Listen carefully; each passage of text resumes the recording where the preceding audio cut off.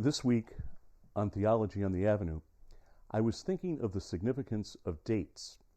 This Sunday, the third Sunday of Lent, will also coincide with the first day of spring, March 20th, and Lent means spring. But there's some other dates this week as well. There's Thursday, March 17th, of course, St. Patrick's Day, and there's Saturday, March Day. When I think of dates, I remember something in my life. You know how we remember, obviously, our birthdays, our anniversaries? Well, priests remember their ordination day. I was ordained on June the 13th, 1992, and that's the feast of St. Anthony of Padua. And when I was hanging up my college diploma at my last assignment as pastor of St. Lawrence in Shelton, I noticed the diploma being in Latin, Tertio Decimo, the 13th day of June, 1982. Now, most of us don't remember the day or the date when we graduated from college, but I happened to notice 15 years into my priesthood that I was ordained on the exact same day, 10 years apart, of my graduation from college. Significant dates. Think in our own lifetime, September 11th.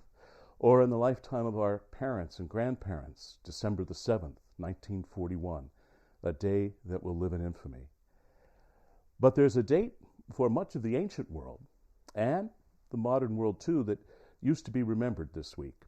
And it's the Ides of March, the 15th of March, 44 BC.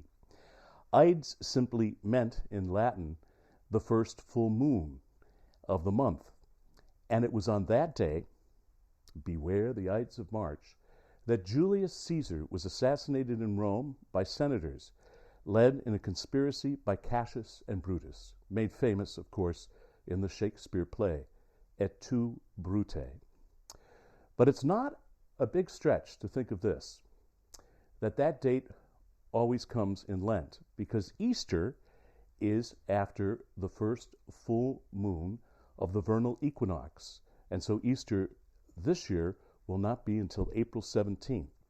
Easter can come any time between March 22nd and April 25th.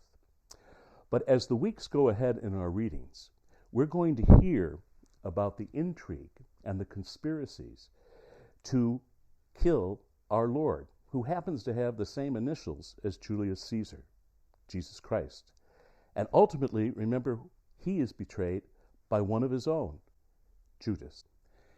And it's a significant literary fact that Dante, in his great Commedia Divina, the Divine Comedy, in the first part in the Inferno, reserves the lowest level of hell for Brutus and Judas. Not a coincidence. It is into that Roman world in the aftermath of Caesar's assassination that Jesus Christ is born. And in the intrigue we will hear in the gospel story of his passion, that wonderful line in Holy Week, from this day forward, Pilate and Herod were friends, to remind ourselves that the legitimate political and religious authorities of his day put him to death, and put him to death legally. So that's my thought about dates this week.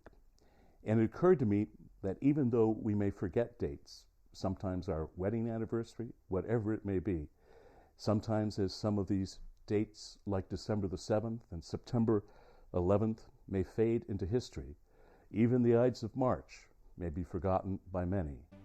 But there's one tribute to our Lord Jesus Christ, the author of life, to always keep in mind about dates.